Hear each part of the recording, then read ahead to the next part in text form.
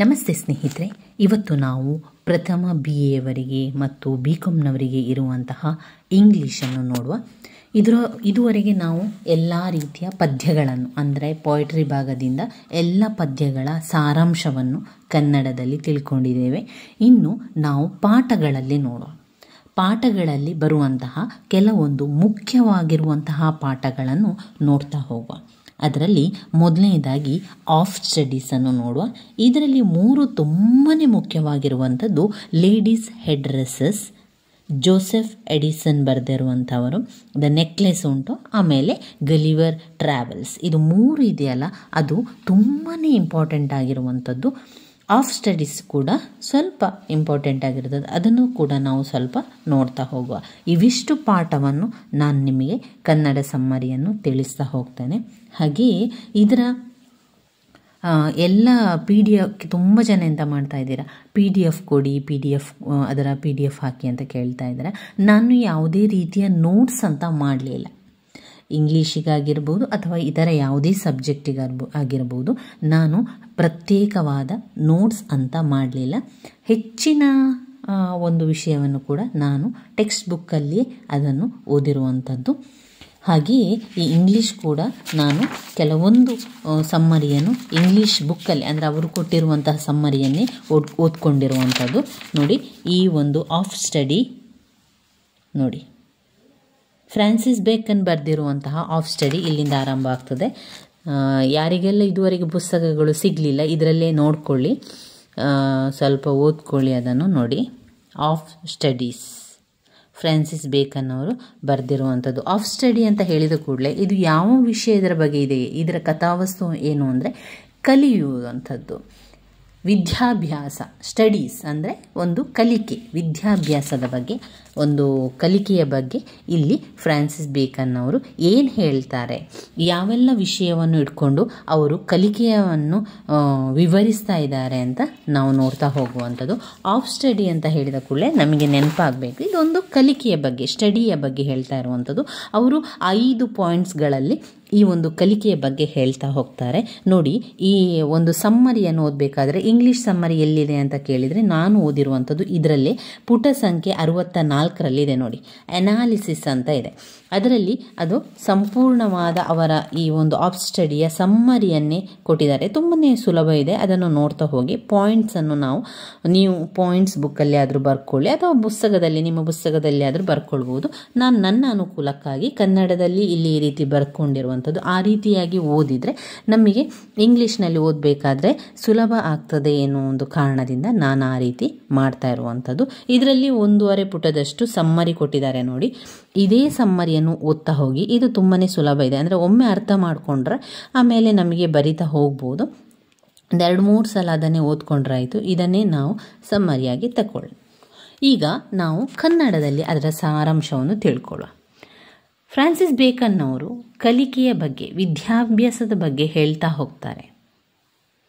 ಈ ವಿಷಯವನ್ನು ಅವರು ಏನು ಹೇಳ್ತಾ ಇದ್ದಾರೆ ಅಂತ ಹೇಳಿದರೆ, ಕಲಿಕೆ ಯಾವ ರೀತಿಯೆಲ್ಲ ಕಲಿತಾರೆ. ಒಬ್ಬ ವಿದ್ಯಾಭ್ಯಾಸವನ್ನು ಮಾಡ್ತಾ ಇದ್ದಾನೆ ಅಂತಾದರೆ ಕೆಲವರು ತುಂಬಾ ಇಷ್ಟಪಟ್ಟು ಕಲಿತಾರೆ, ಇನ್ನು ಕೆಲವರು ಇಷ್ಟ ಇಲ್ಲದೆ ಬಲವಂತವಾಗಿ ಕಲಿತಾರೆ, ಇನ್ನು ಕೆಲವರು ಇನ್ನೊಬ್ಬರು ಹೇಳ್ತಾರೆ ಅನ್ನೋ ಒಂದು ಕಾರಣದಿಂದ ಕಲಿಯುವಂಥದ್ದು. ಈ ರೀತಿಯಾಗಿ ಕಲಿಕೆಯಿಂದ ತಕ್ಷಣ ಅದು ಒಬ್ಬೊಬ್ಬರ ದೃಷ್ಟಿಕೋನದಲ್ಲಿ ಒಂದೊಂದು ರೀತಿಯಲ್ಲಿರುವಂಥದ್ದನ್ನು ಇಲ್ಲಿ ಫ್ರಾನ್ಸಿಸ್ ಬೇಕನ್ ಅವರು ವಿದ್ಯಾಭ್ಯಾಸದ ಬಗ್ಗೆ, ಕಲಿಕೆಯ ಬಗ್ಗೆ ಹೇಳ್ತಾ ಹೋಗ್ತಾರೆ. ಅವರು ಪಾಯಿಂಟ್ಸ್ ರೀತಿಯಲ್ಲಿ ಅದನ್ನು ತಿಳಿಸ್ತಾ ಹೋಗ್ತಾರೆ. ಆ ಒಂದೊಂದೇ ಪಾಯಿಂಟ್ಸನ್ನು ನೋಡುವ. ಅವರು ಮೊದಲಿಗೆ ಹೇಳ್ತಾರೆ, ಆಫ್ ಸ್ಟಡಿ ಅಂದರೆ ಅದು ಡಿಲೈಟ್, ಅದಕ್ಕೋಸ್ಕರ ಕಲಿತಾ ಇದ್ದಾರೆ. 1ನೇ ಪಾಯಿಂಟ್ಸ್ ಏನು, ಸಂತೋಷಕ್ಕಾಗಿ ಕಲಿಯುವಂಥದ್ದು. ಈಗ ಒಬ್ಬರು ಕಲಿತಾ ಇದ್ದಾರೆ, ಈಗ ನಾವು ವಿದ್ಯಾಭ್ಯಾಸವನ್ನು ಅಥವಾ ಒಂದು ಸ್ಟಡಿಯನ್ನು ಮಾಡ್ತಾ ಇದ್ದೇವೆ ಅಂತಾದರೆ BA. ಈಗ ನೋಡಿ, ನಮ್ಮ ಉದಾಹರಣೆಯನ್ನು ನಾವು ತಗೊಳ್ಳೋ, ಯಾವುದೇ ಒಂದು ವಿಷಯದ ಬಗ್ಗೆ ನಾವು ಮಾತನಾಡುವಾಗ ನಮ್ಮದೇ ಉದಾಹರಣೆಯನ್ನು ತಗೊಳ್ಬೇಕು, ಬೇರೆಯವರ ಉದಾಹರಣೆ ಯಾಕೆ ಅಲ್ವಾ. ಈಗ ನಾವು BAಯನ್ನು ಕಲಿತಾ ಇದ್ದೇವೆ. KSOUನಲ್ಲಿ ಯಾರೆಲ್ಲ ವಿದ್ಯಾಭ್ಯಾಸವನ್ನು ಮಾಡ್ತಾ ಇದ್ದೀರೋ ತುಂಬ ಜನ ಏನು ಮಾಡಿರ್ಬೋದು, ನಿಮ್ಮ ಅಗತ್ಯಕ್ಕಾಗಿರ್ಬೋದು ಅಥವಾ ಇನ್ನೊಬ್ಬರ ಕಾರಣಕ್ಕಾಗಿರ್ಬೋದು ಅಥವಾ ಬೇರೆಯವರು ಹೇಳುವುದಕ್ಕೋಸ್ಕರ ಈ ರೀತಿಯಾಗಿ ಹಲವು ಕಾರಣದಿಂದಾಗಿ ನಾವು BA ಅಥವಾ ಡಿಗ್ರಿಯನ್ನು ಮಾಡ್ಕೊಳ್ತೇವೆ. ಮೊದಲನೇದಾಗಿ ಇಲ್ಲಿ ಫ್ರಾನ್ಸಿಸ್ ಬೇಕನ್ ಹೇಳ್ತಾರೆ, ಆಫ್ ಸ್ಟಡಿಯಲ್ಲಿ ಅವರು ಹೇಳ್ತಾರೆ, ಕೆಲವರು ಯಾವುದಕ್ಕೋಸ್ಕರ ಕಲಿತಿದ್ದಾರೆ, ಸಂತೋಷಕ್ಕಾಗಿ ಕಲಿಯುವಂಥದ್ದು. ಇಲ್ಲಿ ಯಾವುದೇ ರೀತಿಯ ಬಲವಂತ ಇಲ್ಲ. ಅಥವಾ ಯಾವುದೇ ರೀತಿಯ ಒಂದು ಒತ್ತಡಕ್ಕೆ ಸಿಕ್ಕಿ ಕೂಡ ಅವರು ಮಾಡಿರುವಂಥದ್ದಲ್ಲ. ಅವರು ಸಂತೋಷಕ್ಕಾಗಿ, ಮೊದಲನೇ ಫಸ್ಟ್ ಪಾಯಿಂಟ್ಸ್ ಯಾವುದಕ್ಕಾಗಿ? ಡಿಲೈಟ್, ಅವರು ಸಂತೋಷಕ್ಕಾಗಿ ಕಲಿಯುವಂಥದ್ದು. ಅವರ ಒಂದು ಹ್ಯಾಪಿನೆಸ್ಗೋಸ್ಕರ ಅವರು ರೀಡ್ ಮಾಡುವಂಥದ್ದು, ಅವರು ಓದುವಂಥದ್ದು ಯಾವುದಕ್ಕೋಸ್ಕರ? ಸಂತೋಷಕ್ಕಾಗಿ ಅವರು ಕಲಿಯುವಂಥದ್ದು. ಅಥವಾ ಒಂದು ಹ್ಯಾಪಿನೆಸ್ ಸಿಗಬೇಕು ಅವರಿಗೆ. ಮನೆಯಲ್ಲಿ ಕುಳಿತು ತುಂಬಾ ಬೋರ್ ಆಗ್ತಾ ಇದೆ, ಏನಾದರೂ ಒಂದು ಸಂತೋಷ ನನಗೆ ಸಿಗಬೇಕು, ನಾನು ಓದ್ತಾ ಇದ್ದರೆ ನನಗೆ ಅದರಲ್ಲಿ ಸಂತೋಷ ಸಿಗ್ತದೆ ಅಂತ ಹೇಳುವವರು ತುಂಬ ಜನ ಇರ್ತಾರೆ. ಅಂಥವರಿಗೋಸ್ಕರ ಇಲ್ಲಿ ಕವಿ ಹೇಳ್ತಾ ಇದ್ದಾನೆ, ಕೆಲವರು ಕಲಿತಾ ಇದ್ದಾರೆ ಅಂತ ಅಂದರೆ ಅವರು ಸಂತೋಷಕ್ಕಾಗಿ ಕಲಿತಾರೆ. ಅವರು ಬೇರೆ ಯಾವುದನ್ನು ಕೂಡ ಯೋಚನೆ ಮಾಡೋದಿಲ್ಲ. ಇಷ್ಟು ಮಾರ್ಕ್ ಬರಬೇಕು, ಅಷ್ಟು ಬರಿಬೇಕು, ಅಥವಾ ನಾನು ಪಾಸ್ ಆಗಬೇಕು, ಫೇಲ್ ಯಾವುದರ ಬಗ್ಗೆ ಕೂಡ ಅವರು ಚಿಂತೆ ಮಾಡೋದಿಲ್ಲ. ಅವರು ಏನು ಅಂದರೆ ಸಂತೋಷ ಪಡ್ತಾರೆ. ಕಲಿಯುವಂಥದ್ದು ಅಂದರೆ ಅವರ ಸಂತೋಷದ ವಿಷಯ. ಓದ್ತಾರೆ, ಪ್ರತಿದಿನ ಅದರ ಬಗ್ಗೆ ನೋಡ್ತಾರೆ. ಇದೆಲ್ಲ ಕೂಡ ಅವರಿಗೇನು ಒಂದು ಸಂತೋಷ. ಕಲಿಯುವಿಕೆ ಅಂದರೆ ಕೆಲವರಿಗೆ ಸಂತೋಷವನ್ನು ಕೊಡುವುದು. ಅದರಿಂದ ಕೆಲವರು ಸಂತೋಷಕ್ಕಾಗಿಯೇ ಕಲಿಯುವವರು ತುಂಬ ಜನ ಇದ್ದಾರೆ ಅಂತ ಇಲ್ಲಿ ಕವಿ ವಿವರಿಸ್ತಾ ಇದ್ದಾರೆ. ಇನ್ನು ಸೆಕೆಂಡ್ ಪಾಯಿಂಟ್ಸ್ ನಾವು ನೋಡಿದರೆ ಶೃಂಗಾರಕ್ಕಾಗಿ. ನೋಡಿ ಇಲ್ಲಿ ಅವರು ಹೇಳ್ತಾ ಹೋಗ್ತಾರೆ ನೋಡಿ, second uses of study is to ornament or enrich our speech. ಅಂದರೆ ಶೃಂಗಾರಕ್ಕಾಗಿ ಕಲಿಯುವಂಥದ್ದು ಅಂದರೆ ತೋರಿಸ್ಕೊಳ್ಳಿಕ್ಕೆ, ಅಂದರೆ ನಾನು ಕಲಿತಾ ಇದ್ದೇನೆ ಅಂತ ತೋರಿಸುವಂಥದ್ದು. ಈಗ ನಾನು ಡಿಗ್ರಿ ಮಾಡ್ತಾ ಇದ್ದೇನೆ ಅಂತ ಅಂದರೆ ಎಲ್ಲರೂ ನನ್ನನ್ನು ನೋಡಬೇಕು, ಎಲ್ಲರಿಗೆ ನಾನು ಡಿಗ್ರಿ ಮಾಡ್ತೇನೆ ಅಂತ ತಿಳಿಸಬೇಕು. ಅಥವಾ ಒಂದು ಫ್ಯಾಷನ್ ಥರ ಅದನ್ನು ಯೂಸ್ ಮಾಡುವಂಥದ್ದು, ಶೃಂಗಾರಕ್ಕಾಗಿ ಕಲಿಯುವಂಥವರು ತುಂಬ ಜನ ಇದ್ದಾರೆ ಅಂತ ಕವಿ ವಿವರಿಸ್ತಾ ಇದ್ದಾನೆ. ಶೃಂಗಾರ ಮಾಡುವಂಥ ಅಂದರೆ ಅವನ ಒಂದು ರಿಚ್ನೆಸ್ಸನ್ನು ತೋರಿಸುವಂಥದ್ದು. ನಾನು ತುಂಬ ದುಡ್ಡಿರೋವನು, ಆದ ಕಾರಣ ನಾನು ಅದನ್ನು ಕಲಿತೇನೆ, ಇದನ್ನು ಕಲಿತೇನೆ, ಅಷ್ಟು ಡಿಗ್ರಿ ಮಾಡಿದೆ, ಇಷ್ಟು ಡಿಗ್ರಿ ಮಾಡಿದೆ, ನನ್ನ ಹತ್ರ ದುಡ್ಡಿರೋದ್ರಿಂದ ನಾನು ಆ ರೀತಿ ಮಾಡ್ತಾ ಇದ್ದೇನೆ ಅಂತ ತೋರಿಸ್ಲಿಕ್ಕೋಸ್ಕರ ಕೆಲವರು ಕಲಿತಾರೆ. ಅಥವಾ ಶೃಂಗಾರಕ್ಕಾಗಿ ನನ್ನ ಹತ್ರ ಆ ರೀತಿಯ ಡಿಗ್ರಿಗಳೆಲ್ಲ ಮಾಡಿದರೆ ಅಥವಾ ಬೇರೆ ಕಲಿಯುವಿಕೆಯನ್ನು ನನ್ನ ಹತ್ರ ಇದೆ ಅಂತಾದರೆ ಅದೊಂಥರ ನನ್ನ ಒಂದು ಸ್ಟೇಟಸ್ ಅಥವಾ ಒಂದು ಶೃಂಗಾರಕ್ಕಾಗಿ ತುಂಬ ಜನ ಕಲಿತಾರೆ ಅಂತ ಕವಿಯಲ್ಲಿ ಹೇಳ್ತಾ ಇದ್ದಾರೆ. ಎರಡನೇ ಪಾಯಿಂಟ್ ಶೃಂಗಾರಕ್ಕಾಗಿ. ಇನ್ನು ಮೂರನೇ ಪಾಯಿಂಟ್ ಸಾಮರ್ಥ್ಯಕ್ಕಾಗಿ ಕಲಿಯುವಂಥದ್ದು. ಥರ್ಡ್ ಏನು ಹೇಳ್ತಾ ಇದ್ದಾರೆ ಅವರು? ಸಾಮರ್ಥ್ಯ ಬೇಕು. ಅಂದರೆ ಅವನಿಗೆ ಸಾಮರ್ಥ್ಯ ಇದೆ ಕಲಿಯುವಂಥದ್ದು. ಅಂದರೆ ಈಗ ತುಂಬ ಜನ ಹೇಳ್ಬೋದು, ನೀನು ಕಲಿ ಮಾರಾಯ, ನಿನಗೆ ಇನ್ನೂ ಚಿಕ್ಕ ವಯಸ್ಸು, ನೀನು ಇನ್ನೂ ಕಲಿಬೋದು, ನಿನಗೆ ಇನ್ನಷ್ಟು ಕಲಿ, ಮತ್ತಷ್ಟು ಕಲಿ ಎನ್ನುವಂಥ ಒಂದು ಸಾಮರ್ಥ್ಯವನ್ನು ಪ್ರದರ್ಶನ ಮಾಡುವಂಥದ್ದು ಅಥವಾ ತೋರಿಸುವಂಥದ್ದು. ನಾನು ಕಲಿತಾ ಇದ್ದೇನೆ ಅಂದರೆ ನನಗೆ ಕಲಿಯುವಂತಹ ಸಾಮರ್ಥ್ಯ ಇದೆ ಎನ್ನುವಂಥ ಒಂದು ಎಬಿಲಿಟಿ ಇದೆ ನನ್ನ ಹತ್ರ. ಆ ಒಂದು ಎಬಿಲಿಟಿಯನ್ನು ತೋರಿಸುವಂಥದ್ದು. Enhance our ability in turn of wisdom, information and skill. ಅವನಿಗೆ ಸಾಮರ್ಥ್ಯ ಇರುವಂಥದ್ದು ಅಥವಾ ಇನ್ಫಾರ್ಮೇಷನ್, ವಿಷಯಗಳನ್ನು ಸಂಗ್ರಹಿಸುವುದಕ್ಕಾಗಿ ಅವನು ಕಲಿತಾ ಇರುವಂಥದ್ದು ಅನ್ನು ನಾವು ಆ ಪಾಯಿಂಟ್ಸ್ ಕೂಡ ಇಲ್ಲಿದೆ. ಇನ್ನು ನಾಲ್ಕನೇ ಪಾಯಿಂಟ್ಸ್ ನೋಡಿದರೆ ತೀರ್ಪಿಗಾಗಿ ಕಲಿಯುವಂಥದ್ದು. ಡಿಸಿಷನ್ ತಗೊಳ್ಳಿಕ್ಕೆ. ಈಗ ಒಂದು ಕಲಿಕೆ ಅಂತ ಇಲ್ಲದಿದ್ದರೆ ಕೂಡ ತುಂಬ ಜನರಿಗೆ ಏನನ್ನಿಸ್ತದೆ ಅಂದರೆ ನಾನು ಕಲಿಬೇಕಿತ್ತು, ನಾನು ಕಲಿತಾ ಇದ್ದರೆ ನಾನು ಸರಿಯಾದ ಡಿಸಿಷನನ್ನು ತಗೊಳ್ಬೋದಿತ್ತು ಅಂತ ಹೇಳೋದನ್ನು ನಾವು ಎಷ್ಟೋ ಜನ ಹೇಳೋದನ್ನು ಕೇಳಿರ್ಬೋದು. ಆದರೆ ಕಲಿಯಲಿದ್ದವರು ಕೂಡ ಡಿಸಿಷನನ್ನು ಅಥವಾ ತೀರ್ಪನ್ನು ಸರಿಯಾಗಿ ತಗೊಳ್ತಾರೆ. ಆದರೆ ಕೆಲವೊಂದು ಸಂದರ್ಭಗಳಲ್ಲಿ ಏನನ್ನಿಸ್ತದೆ ಅಂತ ಹೇಳಿದರೆ, ನಾನು ಚೆನ್ನಾಗಿ ಕಲಿತಾ ಇದ್ದರೆ ಅಥವಾ ನಾನು ಅದನ್ನು ಚೆನ್ನಾಗಿ ಕಲಿತಿದ್ದರೆ ನಾನು ಸರಿಯಾದ ತೀರ್ಪನ್ನು ತಗೊಳ್ಬೋದಿತ್ತು, ನಾನು ಸರಿಯಾದ ತೀರ್ಪನ್ನು ಬರ್ಬೋದಿತ್ತು, ನಾನು ತೀರ್ಪನ್ನು ಕೊಡಲಿಕ್ಕೂ ಕೂಡ ಸಾಧ್ಯ ಆಗ್ತಾ ಇತ್ತು. ಈಗ ನಾನು ಒಂದು ನ್ಯಾಯವಾದಿಯಾಗಿ ಸರಿಯಾಗಿ ಕಲಿತಾ ಇದ್ದರೆ ಅಥವಾ ನ್ಯಾಯವಾದಿ ಡಿಗ್ರಿಯನ್ನು ನಾನು ಪಡೆದುಕೊಳ್ತಾ ಇದ್ದರೆ ನಾನು ಸರಿಯಾದ ತೀರ್ಪನ್ನು ಕೊಡ್ತಾ ಇದ್ದೆ ಅಥವಾ ನಾನು ಸರಿಯಾದ ತೀರ್ಪನ್ನು ಪಡೆದುಕೊಳ್ತಾ ಇದ್ದೆ ಎನ್ನುವಂಥದ್ದು. ಅಂದರೆ ಡಿಸಿಷನನ್ನು ತೆಗೆದುಕೊಳ್ಳಲಿಕ್ಕಾಗಿ ಓದುವಂಥದ್ದು. ತುಂಬ ಜನ ಏನು ಮಾಡ್ತಾರೆ, ನಾನು ತೀರ್ಪನ್ನು ಕೊಡಬೇಕು, ನನಗೆ ಒಬ್ಬ ನ್ಯಾಯವಾದಿಯಾಗಿ ಉತ್ತಮ ತೀರ್ಪನ್ನು ಕೊಡಬೇಕು, ಅದರಿಂದ ನಾನೇನು ಮಾಡ್ತೇನೆ, ನ್ಯಾಯವಾದಿ ಆಗ್ತೇನೆ, ವಕೀಲ ವೃತ್ತಿಯನ್ನು ಕೈಗೊಳ್ತೇನೆ ಅಥವಾ ವಕೀಲ ಡಿಗ್ರಿಯನ್ನು ನಾನು ಪಡೆದುಕೊಳ್ತಾ ಇದ್ದೇನೆ. ಅದು ತೀರ್ಪಿಗೋಸ್ಕರ ಕೆಲವರು ಕಲಿಯುವಂಥದ್ದು. ಇಲ್ಲಿ ಎಲ್ಲರನ್ನು ಅಂತ ಹೇಳ್ತಾ ಇಲ್ಲ ಇಲ್ಲಿ ಕವಿ ಇಲ್ಲಿ ಬರೆದವನು ಅಂದರೆ ಲೇಖಕರು ಇಲ್ಲಿ ಎಂತ ಹೇಳ್ತಾ ಇದ್ದಾರೆ ಅಂದರೆ, ಒಬ್ಬೊಬ್ಬರು ಒಂದೊಂದು ಕಾರಣಕ್ಕೋಸ್ಕರ ವಿದ್ಯಾಭ್ಯಾಸವನ್ನು ಮಾಡ್ತಾ ಇರುವಂಥದ್ದು. ಈಗ ಕಲಿಯುವಂಥದ್ದು ಅಂದರೆ ಕೇವಲ ಡಿಗ್ರಿ ಮಾಡುವಂಥದ್ದಲ್ಲ, ಎಲ್ಲ ವಿಷಯವನ್ನು ಇಲ್ಲಿ ಕವಿ ಹೇಳ್ತಾ ಇರುವಂಥದ್ದು, ಎಲ್ಲ ಕಲಿಯುವಂಥದ್ದು. ಆಫ್ ಸ್ಟಡಿ ಅಂತ ಹೇಳಿದ ಕೂಡಲೇ ಒಂದು ಕಲಿಕೆ, ಅದು ಯಾವುದೇ ಒಂದು ಕಲಿಕೆ ಆಗಿರ್ಬೋದು ಸ್ನೇಹಿತರೆ. ಆ ಕಲಿಕೆಯನ್ನು ಒಬ್ಬೊಬ್ಬರು ಒಂದೊಂದು ರೀತಿಯ ಕಾರಣಕ್ಕೋಸ್ಕರ ಕಲಿತಾ ಇದ್ದಾರೆ ಅಂತ ಕವಿ ಬರೆಯುವಂಥದ್ದು. ಇನ್ನು 5ನೇ ಪಾಯಿಂಟ್ಸಲ್ಲಿ ಕವಿ ಹೇಳ್ತಾ ಇದ್ದಾನೆ ಪ್ರಯೋಗ ಅಗತ್ಯ. ಸರಿ, ಈಗ ಒಬ್ಬೊಬ್ಬರು ಒಂದೊಂದು ವಿಷಯಕ್ಕೋಸ್ಕರ ಕಲಿತಾ ಇದ್ದಾರೆ ಅಂತ ಆದಮೇಲೆ ಅದಕ್ಕೆ ಪ್ರಯೋಗ ಮಾಡಬೇಕಲ್ವಾ. ಈಗ ಒಂದೊಂದು ಕಲ್ತದ್ದನ್ನು ಪ್ರಯೋಗ ಮಾಡಿದರೆ ಮಾತ್ರ ಸಾಧ್ಯ. ಅಥವಾ ಈಗ ಒಂದು ನಾವು ಈಗ ಏನು ಹೇಳ್ತಾರೆ, ಯಂತ್ರಗಳನ್ನೆಲ್ಲ ಬಿಡಿಸುವಂತಹ ಒಂದು ಕಲಿಕೆಯನ್ನು ಮಾಡ್ತಾರೆ. ಮೆಕ್ಯಾನಿಕ್ ಇಂಜಿನಿಯರಿಂಗ್ ಈ ರೀತಿಯಾಗಿ ಮಾಡ್ತಾ ಇದ್ದಾರೆ. ಅಥವಾ ಇನ್ಯಾವುದೇ ಒಂದು ಪಾರ್ಟ್ಸ್ಗಳನ್ನು ತಿಳ್ಕೊಳ್ಳುವಂತಹ ಒಂದು ಕಲಿಕೆ ಮಾಡ್ತಾ ಇದ್ದಾರೆ ಅಂತ ಹೇಳ್ಕೊಳ್ಳೋ.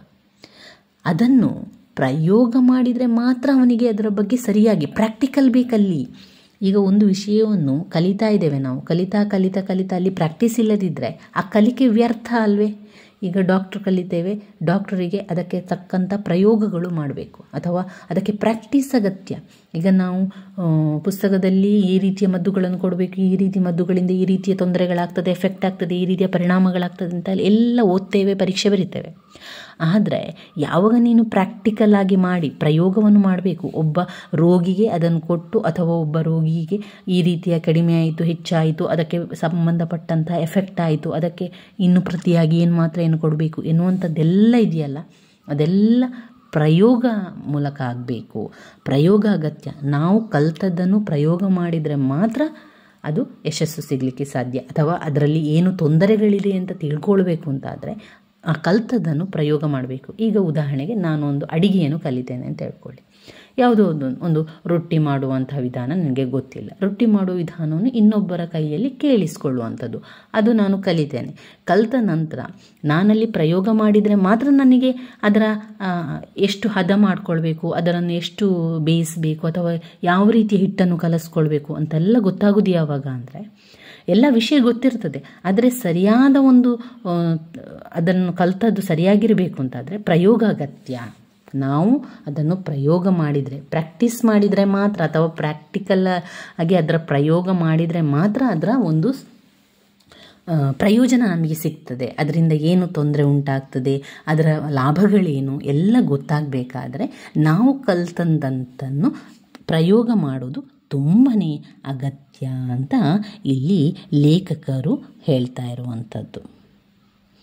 ಯಾವ ಒಂದು ಕಲಿಕೆಗೂ ಕೂಡ ಅದರದೇ ಆದ ಒಂದು ವಿಶೇಷತೆಗಳಿರ್ತದಲ್ವಾ. ಈಗ ಕಲಿಕೆಯನ್ನು ಕೆಲವರು ಏನು ಮಾಡ್ತಾರೆ, ಕೆಲವರು ಹೊಗಳ್ತಾರೆ, ಕೆಲವರು ತೆಗಳ್ತಾರೆ. ಅದು ಸಾಮಾನ್ಯ, ಯಾವುದೇ ಒಂದು ವಿಷಯ ಆಗಿರ್ಬೋದು. ಕೆಲವರು ಅದಕ್ಕೆ ಹೊಗಳುವವರು ಕೂಡ ಇರ್ತಾರೆ, ತೆಗಳುವವರು ಕೂಡ ಇರ್ತಾರೆ, ಟೀಕೆಗಳು ಇರ್ತದೆ ಅಲ್ವಾ. ಹಾಗೆ ಈ ಕಲಿಕೆಯನ್ನು ಫ್ರಾನ್ಸಿಸ್ ಬೇಕನ್ ಅವರು ನೀಟಾಗಿ ಒಂದು ಪಾಯಿಂಟ್ಸ್ ರೀತಿಯಲ್ಲಿ ಹೇಳ್ತಾ ಹೋಗ್ತಾರೆ. ಅಂದರೆ ಕಲಿಕೆಯು ಸಂತೋಷಕ್ಕಾಗಿ ಕಲಿತಾರೆ, ಶೃಂಗಾರಕ್ಕಾಗಿ ಕಲಿತಾರೆ, ಸಾಮರ್ಥ್ಯಕ್ಕಾಗಿ ಕಲಿಯೋರಿದ್ದಾರೆ, ತೀರ್ಪು ಕೊಡಲಿಕ್ಕೋಸ್ಕರ ಕಲಿತಾರೆ. ಪ್ರಯೋಗವನ್ನು ಮಾಡುವುದು ಈ ಕಲಿಕೆಯಲ್ಲಿ ಅಗತ್ಯ, ಪ್ರಯೋಗ ಅವಶ್ಯಕತೆ ಇದೆ. ಇನ್ನು ಈ ಕಲಿಕೆಯು ಕೆಲವರು ಹೊಗಳ್ತಾರೆ, ಕೆಲವರು ತೆಗಳ್ತಾರೆ. ಈ ಎಲ್ಲ ವಿಷಯವನ್ನು ಇಟ್ಕೊಂಡು ಫ್ರಾನ್ಸಿಸ್ ಬೇಕನ್ ಅವರು ಆಫ್ ಸ್ಟಡಿ ಎನ್ನುವಂತಹ ಒಂದು ಪಾಠವನ್ನು ತಿಳಿಸ್ತಾ ಇದ್ದಾರೆ. ಇದರ ತುಂಬ ಸಿಂಪಲ್ ಆಗಿದೆ, ತುಂಬ ಆರಾಮದಲ್ಲಿ ಬರೆಯುವಂತಹ ಒಂದು ಪಾಠ ಆಗಿದೆ ಸ್ನೇಹಿತರೆ. ಇದನ್ನು ಪಾಯಿಂಟ್ಸನ್ನು ಅರ್ಥ ಮಾಡ್ಕೊಳ್ಳಿ. ಈ ಬೇರೆ ಬೇರೆ ಪಾಯಿಂಟ್ಸ್ ಇದೆಯಲ್ಲ, ಇದರಲ್ಲಿ ಇದೆ ನೋಡಿ. ಒಂದು, ಸಂತೋಷಕ್ಕಾಗಿ ಡಿಲೈಟ್ ಅಥವಾ ಹ್ಯಾಪಿನೆಸ್ಗೋಸ್ಕರ, ಶೃಂಗಾರಕ್ಕಾಗಿ ಆರ್ನಮೆಂಟ್ ಆರ್ ಎನ್ರಿಚ್ಗೋಸ್ಕರ, ಸಾಮರ್ಥ್ಯಕ್ಕಾಗಿ ಎಬಿಲಿಟಿಗೋಸ್ಕರ, ತೀರ್ಪಿಗಾಗಿ ಡಿಸಿಷನನ್ನು ತಗೊಳ್ಳೋದಕ್ಕೋಸ್ಕರ, ಆಮೇಲೆ ಎಬಿಲಿಟಿ ಪ್ರಯೋಜನಕ್ಕೋಸ್ಕರ, ಪ್ರಾಕ್ಟಿಕಲ್ ಅದ ಅವಶ್ಯಕ, ಪ್ರಾಕ್ಟಿಕಲ್ ಬೇಕು ಪ್ರತಿಯೊಂದು ವಿಷಯಕ್ಕೂ ಅಂತ ಹೇಳಿ ಆ ಪಾಯಿಂಟ್ಸನ್ನೇ ವಿವರಿಸ್ತಾ ಹೋಗಿ ಸ್ನೇಹಿತರೆ. ಈ ಒಂದು ಪಾಠದಿಂದ ಅವರು ಯಾವುದೇ ಪ್ರಶ್ನೆಯನ್ನು ಕೇಳಿ, ನಾನು ನಿಮಗೆ ಒಂದು ಟಿಪ್ಸನ್ನು ಹೇಳಿಕೊಡುವಂಥದ್ದು. ಅಂದರೆ ಈಗ ಕಲಿಯುವಾಗ ನಾವು ಯಾವ ಪ್ರಶ್ನೆಗೆ ಉತ್ತರವನ್ನು ಕಲಿಬೇಕು, ಇದರಿಂದ ಯಾವ ರೀತಿ ಪ್ರಶ್ನೆಗಳು ಬರ್ತದೆ ಅನ್ನೋ ಚಿಂತೆಯನ್ನು ಮಾಡುವ ಅವಶ್ಯಕತೆ ಇಲ್ಲ ಸ್ನೇಹಿತರೆ. ಚಿಂತೆ ಮಾಡಬೇಡಿ. ನೀವೇನು ಮಾಡಿ ಅಂದರೆ ಆ ಪಾಯಿಂಟ್ಸ್ ವೈಸಲ್ಲಿ, ಈ ಪಾಯಿಂಟ್ಸ್ ರೀತಿಯಲ್ಲೇ ಕಲಿತಾ ಹೋಗಿ. ಹಾಗೆ ಪ್ರತಿಯೊಂದು ಅವರು ಯಾವುದೇ ಪ್ರಶ್ನೆಗಳನ್ನು ಕೇಳಿದಾಗ ಕೂಡ ಸಂಪೂರ್ಣವಾದ ಅದರ ಸಮ್ಮರಿ, ಅಂದರೆ ಇಲ್ಲಿಂದ ಬಂದಿದೆ ನೋಡಿ, ಅನಾಲಿಸಿಸ್ ಅಂದರೆ ಅದರ ಸಂಪೂರ್ಣ ಸಮ್ಮರಿ ಬರ್ತದೆ. ಆ ಸಂಪೂರ್ಣ ಸಮ್ಮರಿಯನ್ನು ನಾನು ಇದನ್ನು ಇದರಲ್ಲಿ ಪೋಸ್ಟಲ್ಲಿ ಹಾಕಿರ್ತೇನೆ 2 ಪುಟವನ್ನು. ಅದನ್ನೇ ನೀವು ನಿಮ್ಮ ಬುಕ್ಕಲ್ಲಿ ಕೂಡ ಬರ್ಕೊಳ್ಬೋದು, ಅಥವಾ ಪುಸ್ತಕಗಳಿದ್ದರೆ ನೀವು ಅದರಲ್ಲಿ ಓದ್ಕೊಳ್ಳಿ ಸ್ನೇಹಿತರೆ. ನೀವೇನು ಮಾಡಬೇಕು ಅಂದರೆ ಈ ಒಂದು ಪಾಠದಿಂದ ಅವರು ಯಾವುದೇ ಪ್ರಶ್ನೆಯನ್ನು ಕೇಳಲಿ, ಸಂಪೂರ್ಣ ನೀವು ಕಲಿತಂತಹ ಸಮ್ಮರಿಯನ್ನು, ಅದರ ಎನಾಲಿಸಿಸನ್ನು ಅದನ್ನು ಹಾಗೆ ಬರೆಯಿರಿ. ನಿಮಗೆ ಒಳ್ಳೆಯ ಅಂಕಗಳು ಖಂಡಿತವಾಗಿ ಸಿಗ್ತದೆ. ಆದರೆ ಅದನ್ನು ಪಾಯಿಂಟ್ಸ್ ರೀತಿಯಲ್ಲಿ ಬರಿತಾ ಹೋಗಿ. ನೋಡಿ, ಇದರಲ್ಲಿ ಆಫ್ ಸ್ಟಡಿಯಲ್ಲಿ ಪಾಯಿಂಟ್ಸ್ ಇದೆ. ಅಂದರೆ ಅವರು ಯಾತಕ್ಕಾಗಿ ಕಲಿತಾ ಇದ್ದಾನೆ ಅಂದರೆ ಫ್ರಾನ್ಸಿಸ್ ಬೇಕನ್ ಅವರು ಬರೆಯುವಾಗ ಆಫ್ ಸ್ಟಡಿ ಕಲಿಕೆಯ ಬಗ್ಗೆ ಬರಿತಾ ಪಾಯಿಂಟ್ಸನ್ನು ಹಾಕ್ತಾ ಹೋಗ್ತಾನೆ. ಪ್ರಥಮವಾಗಿ ಅಂದರೆ ಫಸ್ಟ್ ಏನು ಮಾಡ್ತಾರೆ, the first use of study, ಈ ಒಂದು ಕಲಿಕೆಯ ಉಪಯೋಗಗಳನ್ನು ಅವನು ಹೇಳ್ತಾ ಇರುವಂಥದ್ದು ನಾವು ಬರಿಬೇಕು. The first uses of studies the uses of studies ಅಂತ ಬರೆದು, ನಂತರ the first use of studies ಅಂತ ಬರೆದು ಪಾಯಿಂಟ್ಸ್ ಬರೆದು ಆ ಪಾಯಿಂಟ್ಸನ್ನೇ ವಿವರಿಸ್ತಾ ಹೋಗಿ ಸ್ನೇಹಿತರೆ. ಇಷ್ಟೇ ಮಾಡಿದರೆ ಆಯಿತು. ಆದರೆ ಆ ಪಾಯಿಂಟ್ಸನ್ನೆಲ್ಲ ಸರಿಯಾಗಿ ಕಲಿಯಿರಿ, ಪಾಠದ ಹೆಸರನ್ನು ಸರಿಯಾಗಿ ಕಲಿಯಿರಿ, ಪಾಠವನ್ನು ಬರೆದಂತಹ ಲೇಖಕರ ಹೆಸರನ್ನು ಕೂಡ ಸರಿಯಾಗಿ ಕಲಿತು ಅದೆಲ್ಲ ಕರೆಕ್ಟಾಗಿರಬೇಕು. ಆಫ್ ಸ್ಟಡಿ ಎನ್ನುವಂತಹ ಪಾಠವನ್ನು, ಅದು ಫೋರ್ಸ್ ಪಾಠವನ್ನು ಅದನ್ನು ಬರೆದಂಥವರು ಯಾರು ಬರೆದಿದ್ದಾರೆ, ನಮ್ಮ ಫ್ರಾನ್ಸಿಸ್ ಬೇಕನ್ ಅವರು ಬರೆದಿದ್ದಾರೆ. ಅದನ್ನು ಯೂಸಸ್ ಆಫ್ ಸ್ಟಡಿಯ ಉಪಯೋಗಗಳು ಯಾವ ರೀತಿಯಲ್ಲಿ ಆಗಿದೆ ಅಂತ ನೋಡಿಕೊಂಡು ಅದನ್ನೆಲ್ಲ ಕೂಡ ವಿವರಿಸ್ತಾ ಹೋಗಿ. ನನ್ನ ವೀಡಿಯೋಸ್ ಎಲ್ಲ ನಿಮಗೆ ಇಷ್ಟ ಆಗಿದ್ದರೆ ಲೈಕ್ ಕೊಡಿ, ಶೇರ್ ಮಾಡಿ, ಸಬ್ಸ್ಕ್ರೈಬ್ ಮಾಡಲಿಕ್ಕೆ ಮರಿಬೇಡಿ ಸ್ನೇಹಿತರೆ. ಧನ್ಯವಾದಗಳು.